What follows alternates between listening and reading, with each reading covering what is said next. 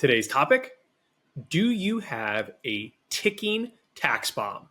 Enter RMDs, required minimum distributions, a tricky part of the long-term financial plan where you're doing everything right today, saving money to your 401k, 403b, 457b plan, but is there a ticking tax bomb when retirement starts? Or more importantly, when RMDs, required minimum distributions, begin? We're going to get into that today. I'm going to go live with a screen share. We're going to walk through some sample clients, but I want to walk you through a very relevant and somewhat becoming a larger problem for individuals that have high income and you're doing everything right. You're saving a lot of pre-tax dollars, as you should, likely based on your current tax rate. But does that lead to danger in the long run? Let's get into it. All right, before we begin, quick little favor to ask here. If you have not subscribed, please subscribe to the channel. Click the thumbs up, share this message with more individuals looking for great retirement advice, at least in terms of RMDs and other great topics for the physician and high income community. Also click on the bell icon. You'll get a notification every time we release a new video, which we do weekly. Now, the goods. All right, so RMDs stands for required minimum distribution. For who I believe is the bulk of our audience, at least according to YouTube analytics, most of you will not have to worry about this until age 75. Now, if you're taking RMDs now or you're taking them very soon, you're taking them around age 73. And this has actually been a number that's been pushed back numerous times. Even in my financial planning career, these used to be at 70 and a half. Then they got back to 73. Now they're at 75. So they continue to get pushed back, mostly because of longevity. But keep that in mind. Depending on when you're watching this video, they may have shifted a little bit. But as we sit here today, born after 1960, you're looking at that age 75 for RMDs to begin. One other thing I like to note here, it's kind of a misunderstanding, but a lot of people, when they begin to take RMDs, that is when they think they have to take it evenly from all accounts. That is a myth. You just have to take the required amount from the IRS. Remember, this is all triggered by your 1231 balance on anything pre-tax. So think 401k, 403b, IRAs. That's where this number is coming from. But you can use strategy here. So for example, if you have to take a large RMD, which we're going to walk through actual numbers here in a second, you might decide to take it from the one account that has maybe more stock exposure. One, because you're getting older at this point, remember, 75 years old. So you want to lower your stock allocation. Maybe you had an asset class or stock in particular that really took off inside of one of those pre-tax accounts. Maybe you take more from that account, but you don't have to take it evenly from all your accounts. So just a little strategy to add in there. And another thing here to note on the RMD side of things, if you're wondering why are you even required to take these, it's more or less Uncle Sam just saying, hey, I want my cut now. Remember, you haven't paid taxes on any of this money for decades, right? From the day that you were working, you put this money in your 401k, 403b, you weren't paying taxes. And it's tax deferred while it's in there, right? So now Uncle Sam's saying, hey, time for us to start collecting. And if we use age 75, the rate starts around 4% and it will actually increase every single year. And again, I'll show you all this in a second here. But this can become a serious problem. If you are a diligent saver, you're a high income professional. Again, most of our viewers are physicians. You're maxing out your 401k. Maybe you're also maxing out a 457b. This is going to start to add up. Or maybe you even have 1099 income. Maybe you're doing a solo K on top of that. Maybe you're doing really good on 1099 income. You're also doing a cash balance plan. You can do a lot of pre-tax savings, which when you look at the strategy right now is likely a good call, just based on your current tax rate and where we think your future tax rate could be, which is also somewhat of a concern, right? You could argue right now historically that tax rates are still relatively low. If they stay the same, 10, 20 years from now, it's a moot point. I always love to use that example. If tax rates don't go anywhere, whether you choose pre-tax or Roth, doesn't mean anything. You're making a hedged bet on what it's going to be like in the future. So just a few notes on RMDs. This video is not to show you all the inner workings of an RMD. We're not going to get into Roth conversions, which Roth conversions are going to be your best medicine inside of this. So check out some of our other videos on Roth conversions. You can even get into, if you're charitably inclined, you can get into QCDs, you can get into QLACs. So you can take this a lot of different ways. But the goal here is just to show you this is something that you need to keep an eye on, especially today. No matter where you are in your journey right now, even if you're in the accumulation years, I wouldn't change the strategy per se, but this is more or less something to keep an eye on. And I'm going to show you that window where you should think about Roth conversions. I'm not going to show you the math behind all those in this video, but you'll see this window show up very nicely, and that is going to be an ideal time for those Roth conversions. And Roth conversions, again, you're just trying to fill up those lower tax brackets. So let's walk through all that. All right, so let me share my screen. Did this on my last video too. Kind of digging this. All right, so let's do share. Let's do window. Okay, so here is our financial planning software. We call it Wealth Harbor. That's our name for it. Underlying name is eMoney. Pretty much most financial advising firms will use this one or one other technology, but great technology. So this is Joe and Jane Smith, not real clients, not sharing sensitive data here. And I want to show you two spots here. So currently we're sitting here at age 54 for both of them. Good income. They each make around 300. I think Jane was around 300. I think Joe's around 400. Maxing out their 401k, 403b. Also getting an employer match. One's getting 4%, one's getting 6%. Pretty common profile, right? This is nothing crazy. And as we're sitting here in their mid 50s, they have a couple $100,000 stashed away. 352 for Jane, 286 for Joe. Very common stuff. Now, I want to fast forward to the day that they're going to have to take RMDs. Oops, don't have to go that far. Let's go age 75.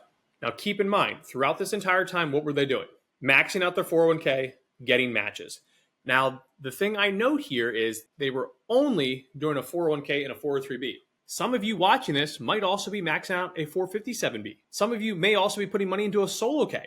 Some of you might also be doing a cash balance plan. Remember, cash balance plan, you can be cranking away $100,000 to $200,000 per year pre-tax dollars. Very, very large numbers can really start to pile up on the pre-tax side. So now in this example, sometimes this is hard to stomach. We're used to thinking of everything in present value. This chart's going to show it in future value. So the numbers will throw you off a little bit, but I'm going to show you the comparison here in a second. But just stick with me. The numbers aren't the important part. You're just kind of seeing how it's going. So now my notes here, we're at age 75.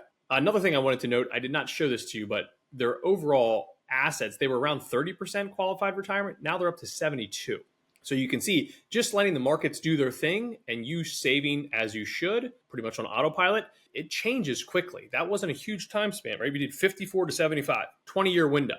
I mean, pretty decent time frame. But again, nothing crazy. This is all normal stuff. So now all of a sudden, we see Jane's at 3 million and change, and Joe's also at 3 million and change. We're not worried about the Roths. Remember, backdoor Roths they don't have RMDs attached to them. So we're only worried about these accounts. So here we are at age 75. They're sitting there with about $6 million in pre-tax assets. Again, if you're sitting here, physician or other high-income professional, you're making good income, you're saving to really a low-hanging fruit, right? There's nothing crazy in terms of buckets here. This is pretty straightforward stuff.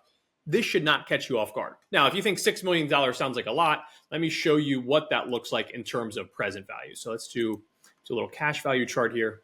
All right, let's look at future value versus present value just to add some context to it. So on the chart here, you can see we just showed you age 75. So now it shows net worth or total assets, I should say, at 7.7 million at age 75. Now remember, about 6 and change of that was pre-tax assets, or 401k, 403b.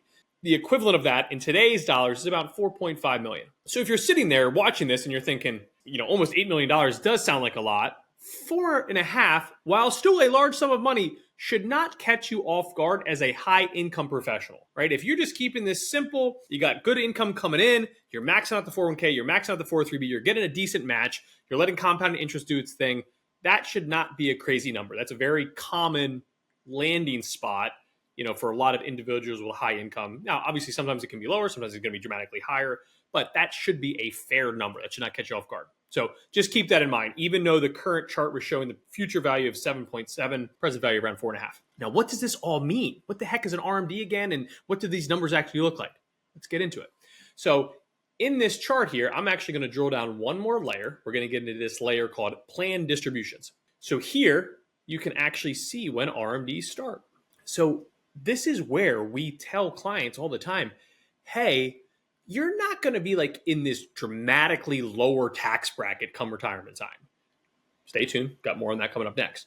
But you can see for Jane and Joe, who saved up good money, right? This is your definition of the middle-class millionaire. They did everything right. They saved up a couple $1 million, nothing too fancy. They did it the right way. RMDs are coming in at $230,000 per year in year one. And now look, RMDs increase. Your RMD is always calculated off your 1231 number, but you can see 230, 322, 414, they continue to go up. By age 100, we're at 720. Now, a lot of assumptions here. There's a lot of time, right? 2071, we're in 2025 as I'm recording this. A lot of things, a lot of assumptions in there. But still, you can see how these RMDs really can build up. And this is just in a 401k, 403b, where they each made full contributions. They got a 4% match and a 6% match. I think how did I have this? I believe Jane had the 4% and then, Joe had the 6%. Oh, and just to give you full rates of return, while they're in their accumulation years, we had the model that we essentially built in was averaging right around 7%. So A fair market number, I would actually argue, I usually like to use a little bit lower than that, but the numbers are updated based on certain assumptions regardless. But it's using about a 7% rate of return, which is important. We want to add context there because if you're in a bond portfolio the entire time, you might not be getting 7%. If you're in a highly aggressive portfolio that's doing really well, or we're just in a really good bull market, you could be higher than 7. I usually, when we're modeling stuff, we're somewhere between like 6 to 7. So this is a little bit on the higher side. So it's giving a little boost to those numbers, but regardless, in the right ballpark. And again, just a 401k, just a 403b. It's not uncommon for academic medicine, right? You could be maxing out a 403b and a 457b. Private practice 401k, what if Jane also has some 1099 income and she's putting money into a solo K? What if she has really good 1099 income? Maybe she's doing some expert witness work and now she's doing a cash balance plan or defined benefit plan and cranking away another 100 grand. Those are all pre-tax dollars. That could become a much larger number here. So what does this all mean then in terms of taxes? Well, let's get one more awesome chart in here. Let's do the income tax chart. Don't nerd out too much here, but just kind of follow along at a high level. So we can clearly see the working years, right? We see right here, this circle, yeah. You can see that they're in their working years. Income is much higher. And then you can see here, their retirement year, they get a little, it's based on their birthday. And then when we click in retirement in that year, so there's usually a prorated amount of income. Then you can see there's this huge drop here, right? And then look what starts to happen. The numbers start to go back up. So let's look at the actual score chart here. So effective income tax rate, they're paying a good chunk in taxes right now. So they're in those high accumulation years. Again, dual income household, high income household. I mean, you can see what their total income's pulling in, but that's their current tax rate there. And federal, state, a lot of the details are pulling into that. And then you have this drop off. So you see 6, kind of getting close to 7 there. 74 just shows that there's nothing in there. Now, what I'll always note to our clients, this is highly unlikely. Now, if they did a really good job saving up Roth assets, maybe they did have a lot of money in cash that they stored away that they plan on utilizing for this gap. But in reality, they probably are pulling some pre-tax assets here, and anything they're pulling pre-tax is going to show up here. So this is likely underdone. But this window right here is Roth conversion golden window. Because in these years, ideally, you're going to fill these brackets up. You got to pick your number there. Is it 15? Is it 20%? But you have some room to grow in there. And what's going to happen is your goal is by doing those Roth conversions, it's going to start to limit these numbers down here. But you can see all of a sudden later down here, as those RMDs continue to get cranked up, we're getting back into the 20s. And that's why RMDs can be a ticking tax bomb. You're doing everything right. You're doing exactly what the playbook tells you to do. But you also have to be aware of these future RMDs. And again, this is why we tell clients that those Roth conversions, that Roth conversion window can be a high 6-figure, possibly a 7-figure tax savings. Again, using a lot of assumptions, right? We don't know what tax rates are going to be in the future there, because even if we plug in Roth conversions here, we're going to force your tax bill higher in this window to ideally lower this tax bill just a little bit. But it's going to lower it for a much longer period of time, clearly based on longevity. So this is why RMDs can really have a big effect on your future tax planning. And while you should at least have, depending on where you are, right, you should at least have this on your radar on why this is important, why these Roth conversions are important.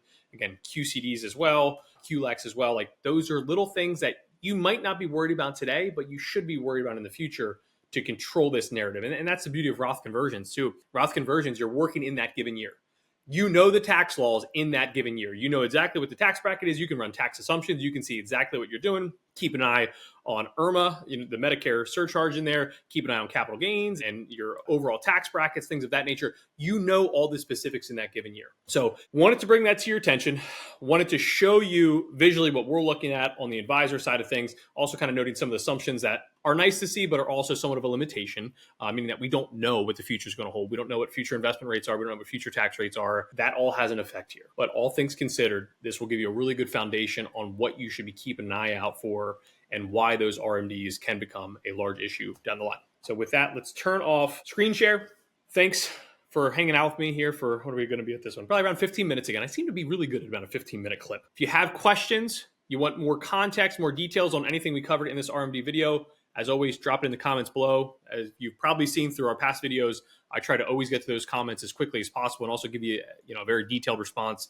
So drop us comments, questions. If you want to see other topics, send those our way as well, whether you're doing that through our Google form that we have in the show notes below, or even just drop it in the comments. I always take time to read those to continue to build this community around you. So again, thanks for hanging out with me. If you've not subscribed, please subscribe to the channel.